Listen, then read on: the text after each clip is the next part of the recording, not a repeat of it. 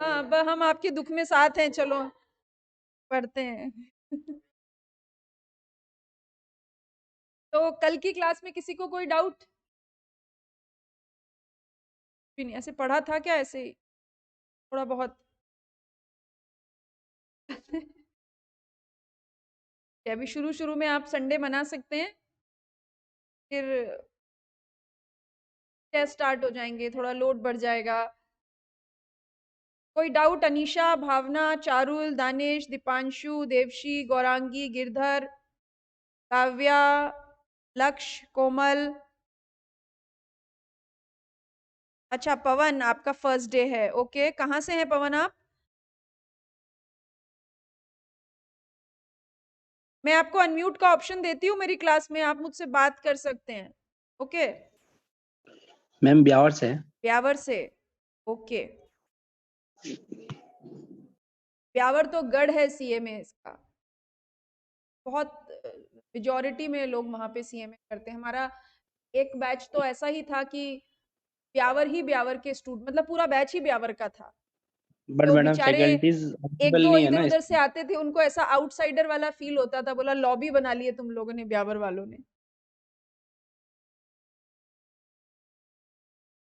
चलिए शुरू करते हैं। तो लास्ट क्लास में हम कंपनी की कैरेक्टरिस्टिक्स के बारे में बात कर रहे थे, और हमने बात की कि एक 2 मिनट के लिए झटपट रिवीजन और उसके बाद अगला कंटेंट। ठीक, हमने बात की कि कॉर्पोरेट पर्सनालिटी होती है company. Once company gets registered under companies act, it becomes a separate legal entity, right. And क्योंकि कंपनी सेपरेट लीगल एंटिटी होती है, इसीलिए कंपनी कैन कॉन्ट्रैक्ट, कंपनी किसी को स्यू कर सकती है, कोई कंपनी को स्यू कर सकता है, तो its a capacity to sue. Company में लाइबिलिटी जो है वो लिमिटेड होती है, किसकी? मेंबर्स की to the extent of unpaid amount on share held, ठीक है। और जो कंपनी लिमिटेड बाय गारंटी होती है, वहां पे liability to the extent of guarantee given. But share capital वाली कंपनी में अनपेड पैसा कभी भी मांगा जा सकता है, लेकिन जो गारंटी वाली कंपनी होती है वहां पर केवल बाइंडिंग अप के टाइम पे, ठीक है। शेयर कैपिटल वाली कंपनी में शेयर होल्डर होते हैं, और गारंटी वाली कंपनी में इंटरेस्ट होल्डर होते हैं, ठीक है। फिर हमने बात की कॉमन सील, ठीक। कंपनी, क्योंकि कंपनी के पास कैपेसिटी टू कॉन्ट्रैक्ट है, इसीलिए company has to affix its official signature, but because company does not have a physical shape, that's why official signature जो होते हैं वो किस फॉर्म में होते हैं? कॉमन सील के फॉर्म में। इट्स अ राउंड सील जहां कंपनी का नाम इनग्रेव होता है, but having a common seal is optional now. Company चाहे तो कॉमन सील रखे, और अगर कंपनी के पास कॉमन सील नहीं है, दैट केस और टू डायरेक्टर कैन साइन। इतनी बात हमने लास्ट क्लास में की थी। और एक परपेचुअल सक्सेशन, क्योंकि कंपनी कॉरपोरेट लीगल एंटिटी होती है, उसका नेचुरल बर्थ नहीं होता, इसीलिए उसकी नेचुरल डेथ भी नहीं होती।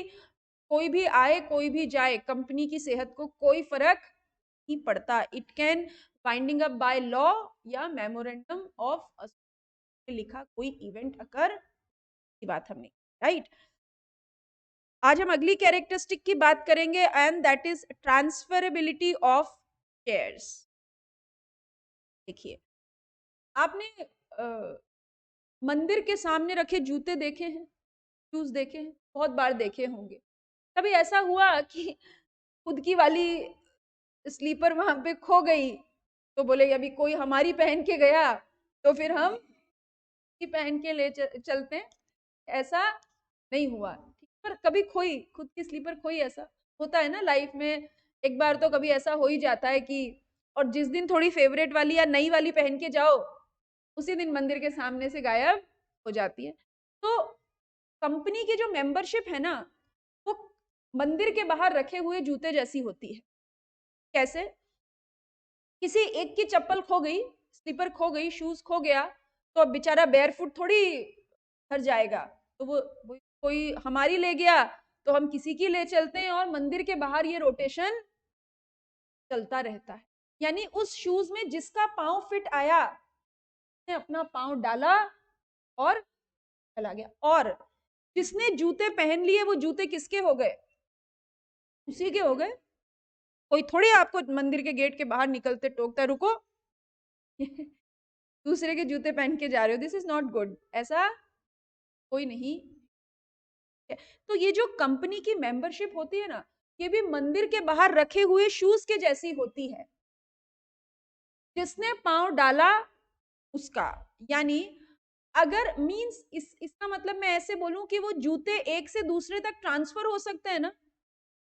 भाई आज मैं पहन के चली गई, कल मैं भी गई और कोई दूसरा व्यक्ति भी आया कि मैंने अपने असली वाले पहचाने, उसने अपने असली वाले पहचाने, फिर दोनों अपना पहन के निकल गए। तो ये जो कंपनी के मेंबर्स होते हैं, इनकी मेंबरशिप एक से दूसरे को क्या होती रहती है? ट्रांसफर। और जिसके पास मेंबरशिप गई ही कंपनी का मेंबर का मतलब, याद है मैंने आपको एक बात बोली थी कि कोई भी शेयर होल्डर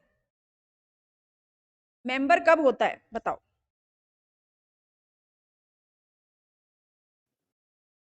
जब रजिस्टर ऑफ मेंबर में उसका नाम लिखा होता है। यानी मेंबर बनने के लिए क्या चाहिए?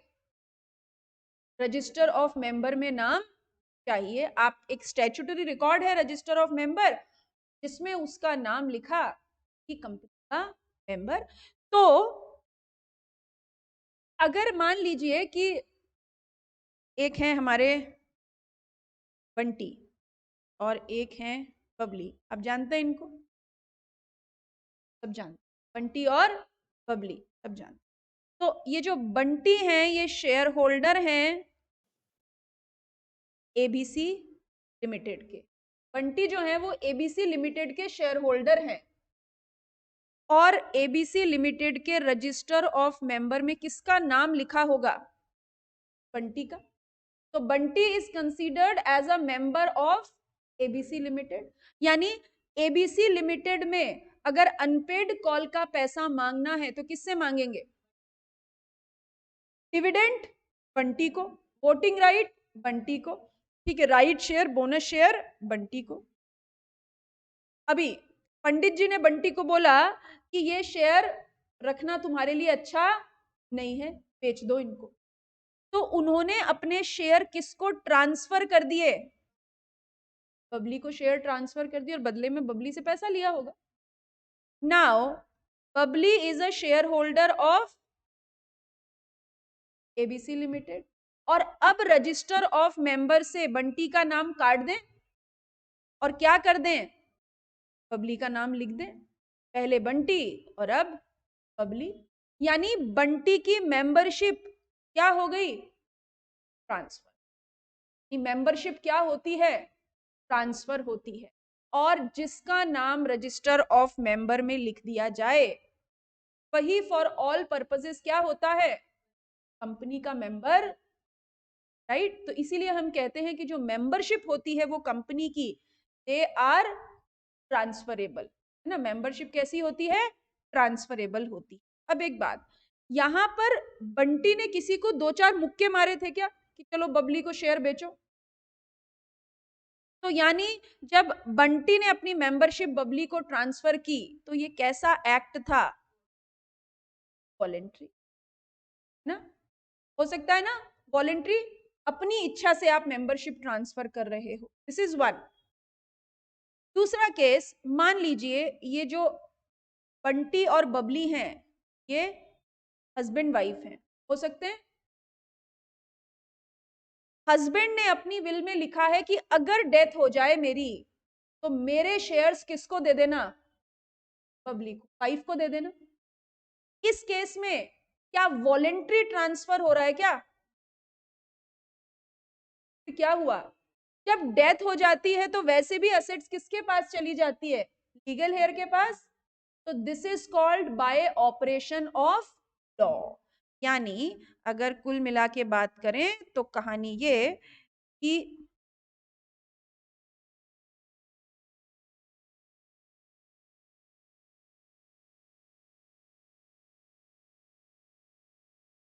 मेंबरशिप कैसी है कंपनी की? ट्रांसफरेबल, है ना, ट्रांसफरेबल दो तरीके से।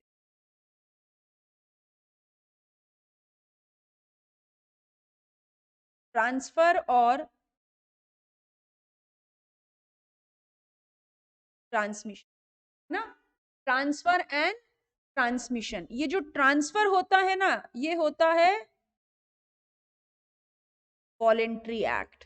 जैसे अभी हमने बोला बंटी ने अपने शेयर बबली को ट्रांसफर, पर जो ट्रांसमिशन होता है ये होता है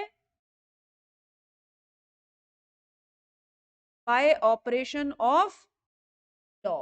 जैसे डेथ के केस में कानून कहता है कि जो भी आपकी असेट्स है वो आपके लीगल हेयर के पास चली जाएंगी, ठीक है, तो नोट कर लीजिए ऐसा। मेंबरशिप ट्रांसफरेबल,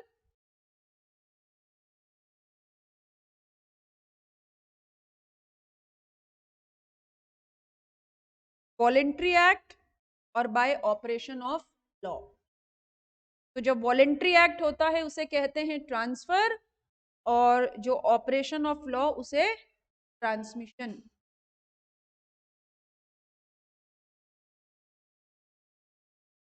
अच्छा, और कितने लोग आज डे 1 है आपका? पवन राठौर आपका है, और एक आपका फर्स्ट डे है। Anyone else? जितने लोग ऑनलाइन जुड़े हुए हैं, और किसी का डे 1 है क्या आज?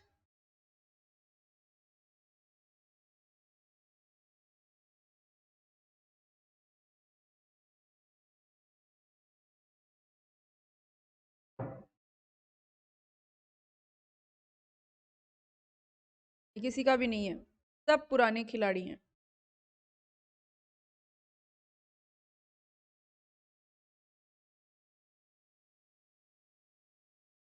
ना लिखा। और तरीका क्या हो सकता है मेंबरशिप ट्रांसफर होने का? A person ceases to be a member, like आपने एक शब्द सुना है फोर फीचर, जरूर सुना होगा अकाउंट्स में, फोर फीचर।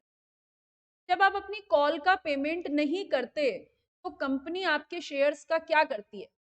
फोरफीचर जब्त कर लेती है, फोरफिट कर लेती है। फोरफीचर होते ही आप कंपनी में मेंबर बने रहते हो या मेंबरशिप खत्म? राइट, खत्म, सब मानते हैं मेंबरशिप खत्म। अब जब कंपनी शेयर फोरफिट कर लेती है और मेंबरशिप खत्म हो जाती है, तो आपने कोई अकाउंटिंग एंट्री की होगी, री इशू ऑफ फोरफिटेड शेयर, है ना। तो यानी मान लीजिए कि कंपनी ने बबलू के शेयर क्या कर लिए? फोरफिट। और ये फोरफिटेड शेयर किसको री इशू कर दिए? बंटी को। यानी बबलू का नाम रजिस्टर ऑफ मेंबर में से क्या करें? काट दें, और बंटी का नाम लिख दें। तो ये क्या हुआ? ये क्या ट्रांसफर है? क्या ट्रांसमिशन है? नहीं, ये by any other act, any other provision. तो ये तीन तरीके हो सकते हैं जब एक व्यक्ति की मेंबरशिप की दूसरे व्यक्ति के पास कंपनी में जाती है। क्योंकि कंपनी का तो परपेचुअल सक्सेशन होता है, इसीलिए मेंबरशिप क्या होती रहती है? में चेंज। मेंबरशिप क्या होती रहती है? चेंज। ठीक। नाउ क्या लिखा है देखिए, the shares of the members accept in private company में बी फ्रीली ट्रांसफरेबल। किसी भी व्यक्ति के जो शेयर्स हैं वो फ्रीली ट्रांसफरेबल होते हैं एक्सेप्ट इन प्राइवेट कंपनी। क्या मतलब है इस बात का? थोड़ा सा अगर थोड़ा आप सोचें, कोशिश करें सोचने की इस लाइन का क्या मतलब है। मैम प्राइवेट कंपनी में शेयर ट्रांसफर नहीं हो सकता। Okay, this is version of all या एनीथिंग यू वांट टू से? ऑल। ओके, चलिए जो ऑनलाइन है उनसे जानते हैं। Private companies have certain restrictions. खुशी, खुशी, okay, what means private company में क्या रिस्ट्रिक्शन होती है? थोड़ा सा और इलेबोरेट करोगे खुशी? जस्ट स्पीक अप, अपने आप को अनम्यूट कीजिए और बात कीजिए।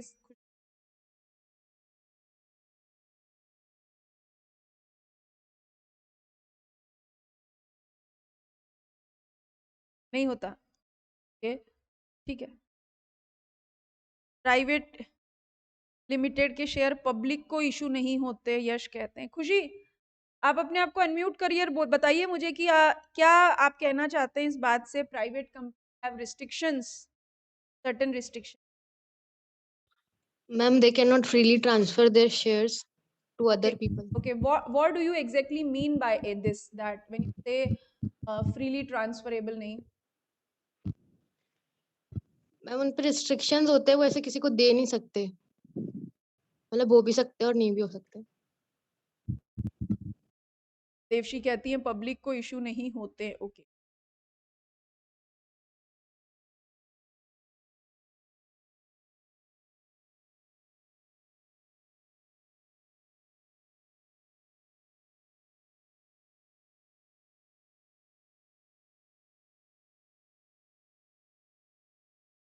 सेकेंडरी मार्केट में सेल नहीं कर सकते, भारी भरकम बातें।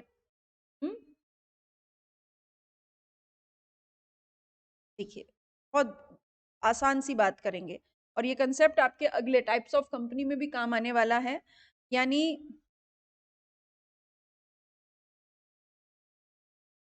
Share are transferable. शेयर कैसे होते हैं? ट्रांसफरेबल। आपने सुना होगा शेयर्स मूवेबल प्रॉपर्टी होते हैं, शेयर्स आर ट्रांसफरेबल। ठीक, दो तरीके की कंपनीज, प्राइवेट कंपनी और पब्लिक कंपनी। जब मैं कहती हूं शेयर्स आर ट्रांसफरेबल, इसका मतलब from one share holder to another.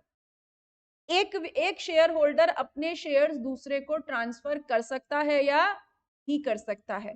तो प्राइवेट कंपनी के केस में और पब्लिक कंपनी के केस में, है ना। देखो बेटा, जब आप ये बोल रहे हो ना कि पब्लिक को इशू नहीं कर सकते, तो वहां पे आप कंपनी के पॉइंट ऑफ व्यू से बात कर रहे हो। मैं कंपनी के पॉइंट ऑफ व्यू से बात नहीं कर रही हूँ। मैं क्या बात कर रही हूँ कि मैं एक प्राइवेट कंपनी की शेयर होल्डर हूँ, मैं अपने शेयर किसी को दे सकती हूँ या नहीं दे सकती हूँ। मेरी मेंबरशिप मेरे से किसके पास जा सकती है और किसके पास नहीं जा सकती है। तो पब्लिक कंपनी के केस में जो शेयर्स होते हैं, shares are freely transferable. Shares are freely transferable. Shares are freely transferable का मतलब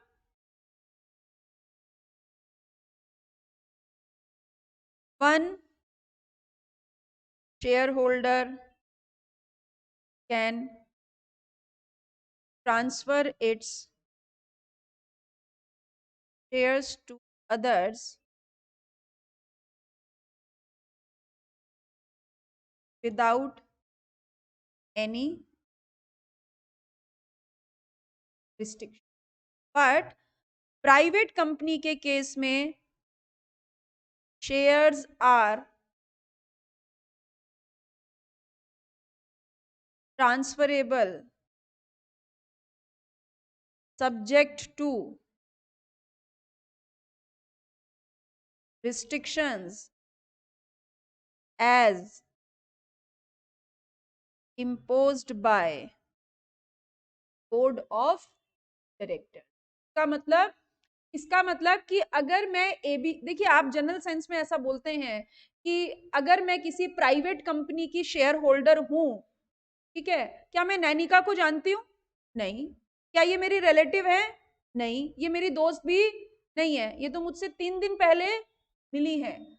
मैं अगर डीसीसी प्राइवेट लिमिटेड की शेयर होल्डर हूं, तो मैं नैनिका को अपने शेयर ट्रांसफर कर सकती हूँ, subject to restriction as imposed by board of director. मतलब अगर मान लीजिए बोर्ड ऑफ डायरेक्टर ने ऐसी रिस्ट्रिक्शन लगा दी है कि सोनल, अगर आप अपने शेयर किसी को ट्रांसफर करना चाहते हैं तो उस पर्सन की एज 25 इयर्स और अबव होनी चाहिए। क्या होनी चाहिए? 25 साल से ऊपर होनी चाहिए।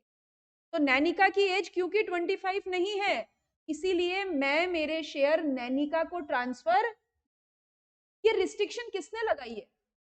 बोर्ड ने। ये रिस्ट्रिक्शन लगाई है बोर्ड ने।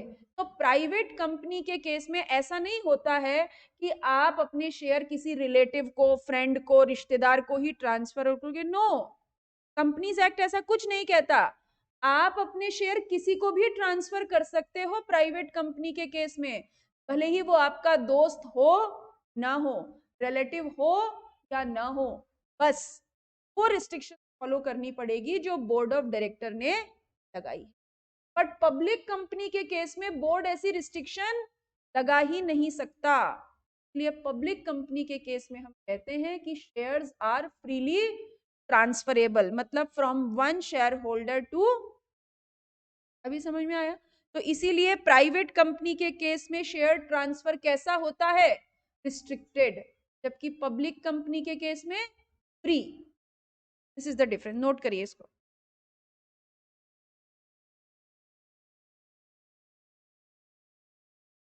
ये जो भी मैंने कंसेप्ट आपको बोला उसमें कोई डाउट है तो बोलिए। यश, ओके,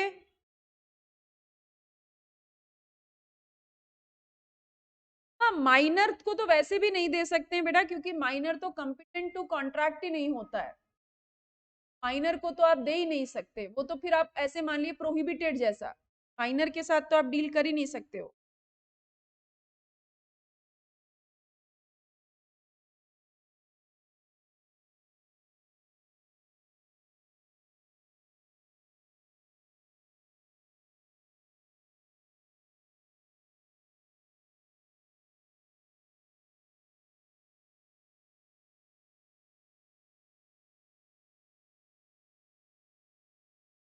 ठीक, कोई डाउट है, बात अगर आप पूछना चाहें?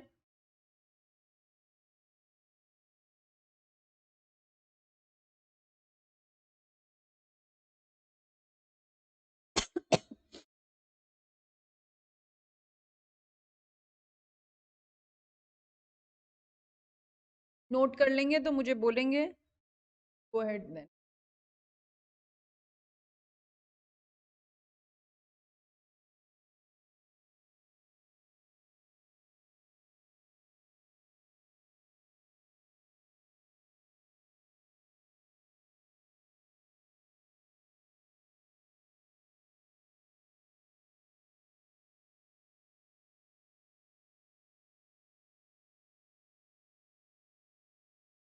ओके,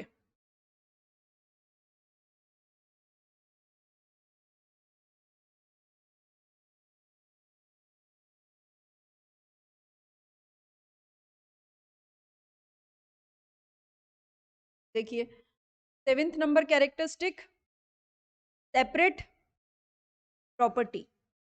क्योंकि कंपनी सेपरेट लीगल एंटिटी है, इसीलिए company is capable of owing, enjoying, disposing of its property in its own name.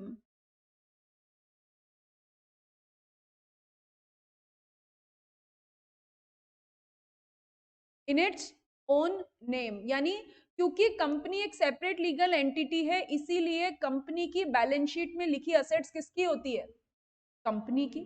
तो उन्हें खरीदेगा कौन? कंपनी। उन्हें बेचेगा कौन? कंपनी।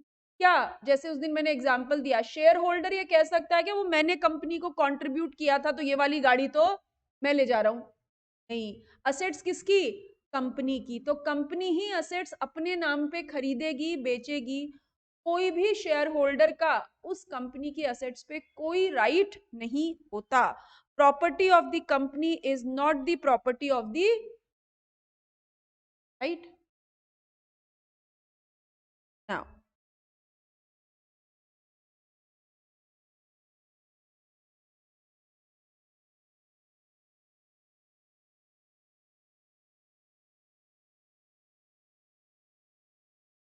इस कैरेक्टरिस्टिक को हम यहाँ पे होल्ड करेंगे और चैप्टर नंबर 4 के साथ करेंगे, limitation of action. Separate management, उस दिन मैंने आपको बताया था कि ये कंपनी में बोर्ड ऑफ डायरेक्टर और कौन होते हैं? Share holder. शेयर होल्डर क्या करते हैं कंपनी में? पैसा कंट्रीब्यूट करते हैं और उस पैसे को मैनेज कौन करता है? बोर्ड। बेगानी शादी में अब्दुल्ला दीवान, पैसा उसका नहीं है ना, नाम किसी और का, दाम किसी और का, काम किसी और का। ये कंपनी ग्रो करेगी, शेयर होल्डर के शेयर्स की वैल्यू बढ़ेगी, डिविडेंड शेयर होल्डर्स को मिलेगा, लेकिन उस कंपनी को ग्रो करने में, मैनेज करने में सबसे इंपॉर्टेंट रोल किसका होता है? बोर्ड ऑफ डायरेक्टर का। And this is called separate management. Company is managed and administered by it's managerial person, और वो मैनेजरियल पर्सन कौन? बोर्ड ऑफ डायरेक्टर, जो बहुत फिड्यूशरी पोजीशन में, बहुत ट्रस्ट की पोजीशन में कंपनी को मैनेज। तो this is called separate management, और इसे ही कॉर्पोरेट फंक्शनिंग कहा जाता है। कॉर्पोरेट फंक्शनिंग मतलब सेपरेट लीगल एंटिटी को मैनेज करने वाले लोग भी सेपरेट होते हैं। ओके, तो ये हमारी कंपनी की कैरेक्टरिस्टिक्स थी जो हमने पढ़ी। Corporate personality, limited liability, common seal, transferability of shares, capacity to sue and being sued, perpetual succession, separate property, contractual right and separate management। अब हम जो अगली बात, अगला कंसेप्ट पढ़ने वाले हैं वो है लिफ्टिंग और पियर्सिंग ऑफ कॉर्पोरेट वेल। अभी ये बबलू, ठीक, और बबलू हैं सीएमए फाउंडेशन के स्टूडेंट, हो सकते हैं, बिल्कुल हो सकते हैं, और ही इज लाइक बहुत बड़े भक्त हैं गणेश जी। गणेश जी को सब जानते हैं,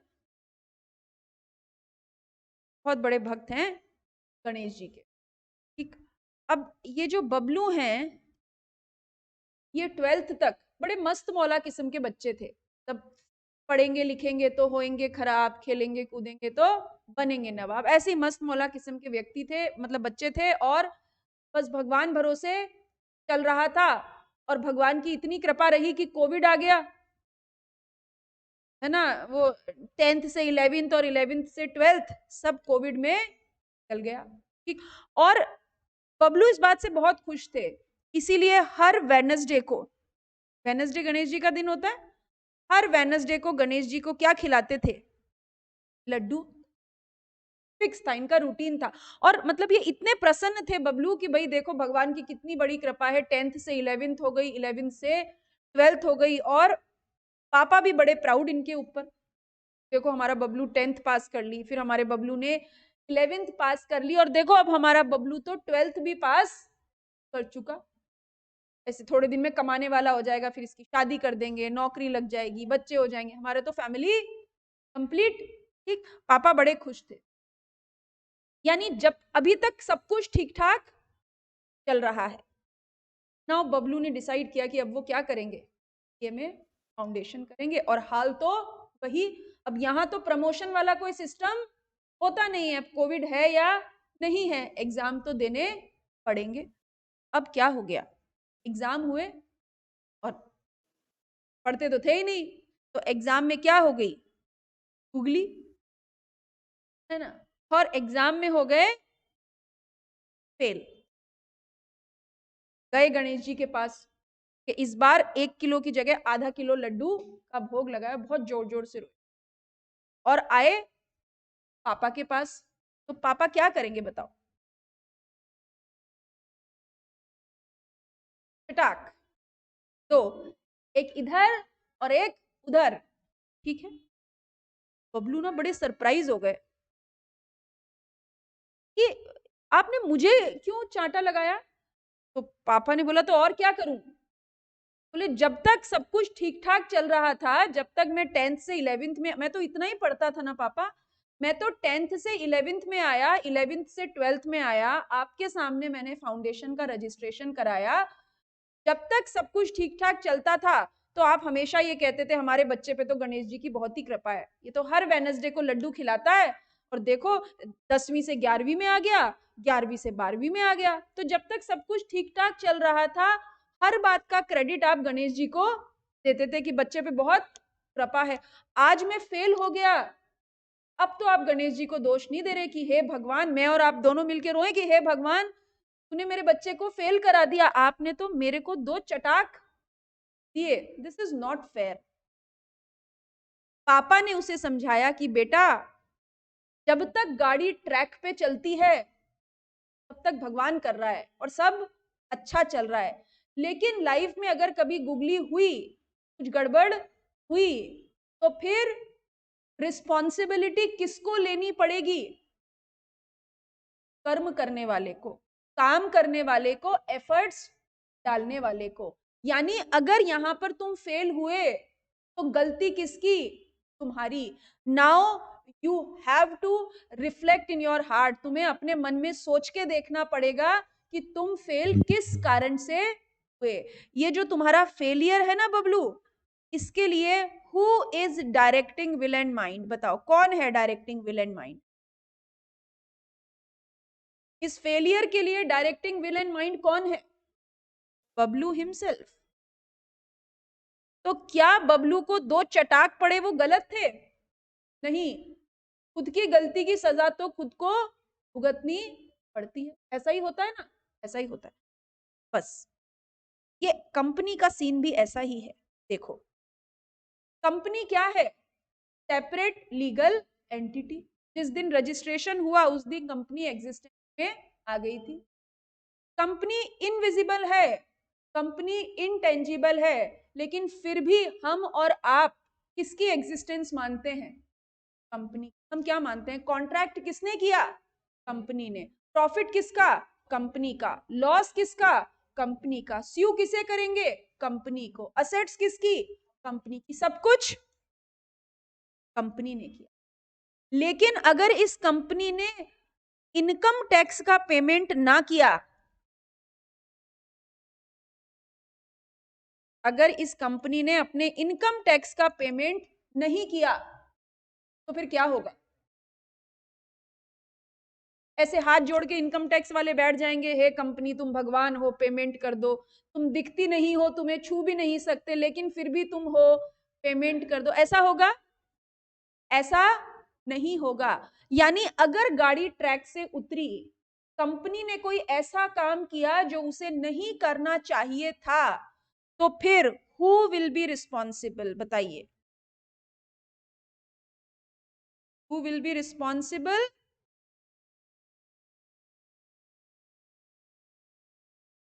directing will and mind of company.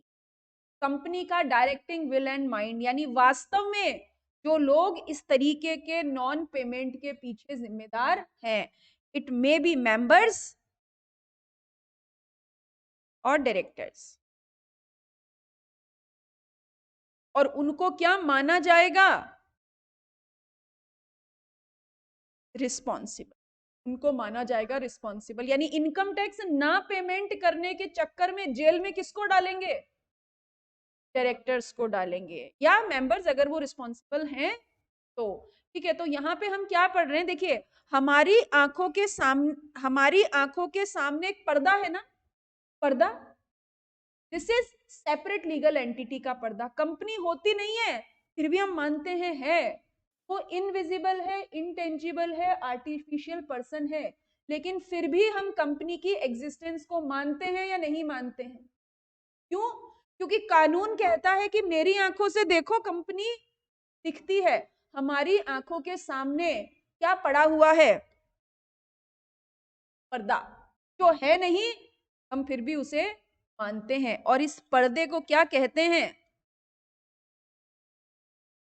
Separate legal entity का पर्दा। और अच्छे शब्दों में इसे कहते हैं